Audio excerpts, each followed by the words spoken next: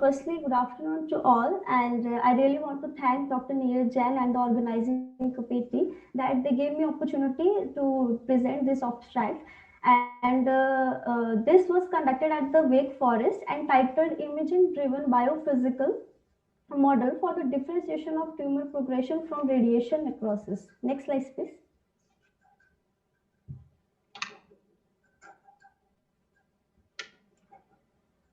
Um, Yeah. So as we know that patients with brain mets treated with SRS often develop the areas of contrast enhancement on the follow-up imaging, and we can see there are the two set of images. One is for the radiation necrosis and the other one is for the tumor progression, and it is very much clear that the both are very much similar to each other. So this inability to distinguish between the two often results in miss or delayed diagnosis, which in turn can lead to the disease progression, improper discontinuation of systemic therapy, unnecessary steroid use, unnecessary surgical intervention, or inaccurate prognosis. So till that any accurate non-invasive tool based on the radiographic findings to differentiate these two are lacking. Next slide.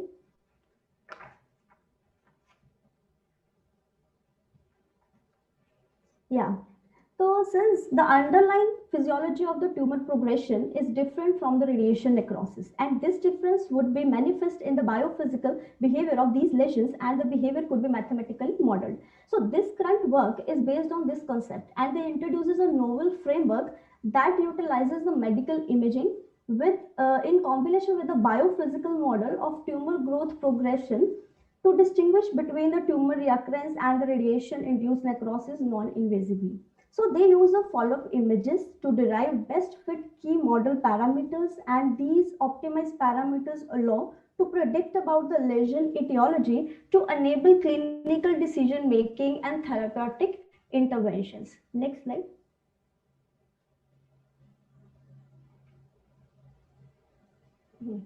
Yeah. So here they are sharing the three equations. Can you just uh, run those equations on the screen? So this work was mechanically coupled tumor growth model. They just share the three equations for that. So equation 1 describes the rate of tumor cell number change, that is N, at a given time and location as the sum of random cell diffusion, which is the term on the left side, and the logistic growth, which is the term on the right side, where D is the apparent cell diffusion coefficient and K is the spatially dependent growth rate. And theta is the tumor cell carrying capacity, where the equation 2 describes the tumor cell diffusion coefficient as a local modification of the global tumor cell diffusion coefficient by von Mises distress and an empirically derived coupling constant, and whereas the d naught is the local cellular diffusion coefficient of tumor cell in the presence of the mechanical stress. And the third equation represents the mechanical equilibrium with an expansive force due to tumor cell growth. Since the brain isn't in motion, so the sum of the forces have to be equal, where n is the spatiotemporal varying cell member and lambda is the cell growth force coupling coefficient empirically derived. Can you just share next slide? Okay. So this is a model overview. So this model was applied on the 73 patients with the pathologically confirmed radiation necrosis or the tumor progression.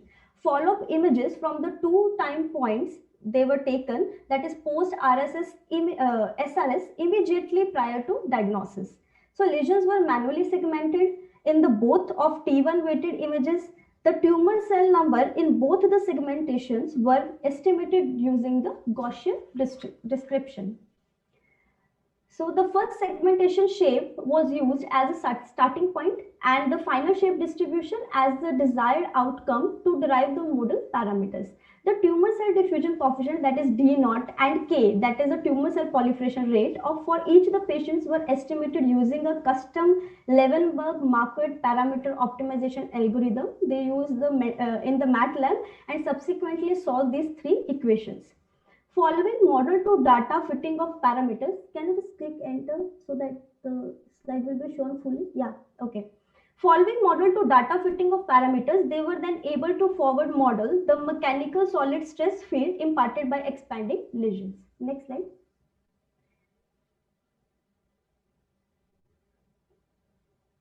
Okay. So tumor progression would induce direct mechanical stress, generating edema, and thus more edema would be present in the regions of high mechanical stress. This is in contrast to the radiation necrosis, where edema was caused by the vascular permeability, and thus the location of edema would be more independent of mechanical stress.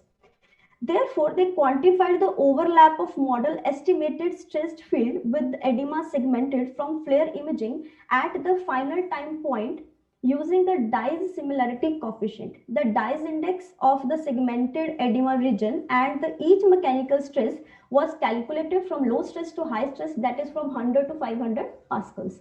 So next slide, please. So here we are with the results.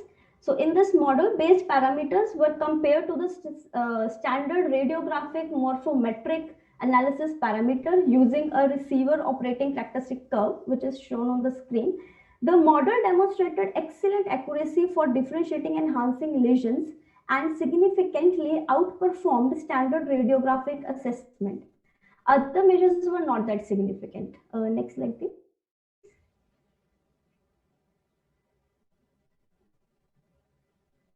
So the future directions. Then they began to develop the multivariate logistic regression model combining individual parameters. For comparison purpose, they extracted advanced radiomorphic feature data from each patient using the common toolkits. We can see that the multivariate regression model combining parameters outperforms advanced radiometric features. Next slide.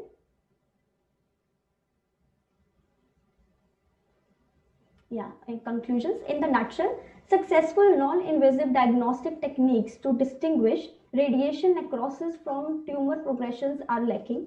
The biophysics of a lesion can be parameterized using the standard care of imaging. The novel non-invasive imaging driven biophysical model can accurately differentiate radiation necrosis from the tumor progression, and the model hold potential to be powerful tool for interpreting follow-up images in this significant patient population. Next slide, please. So here is the references. For the further study, you can just have a look to this references. It's a very good paper, and thank you so much.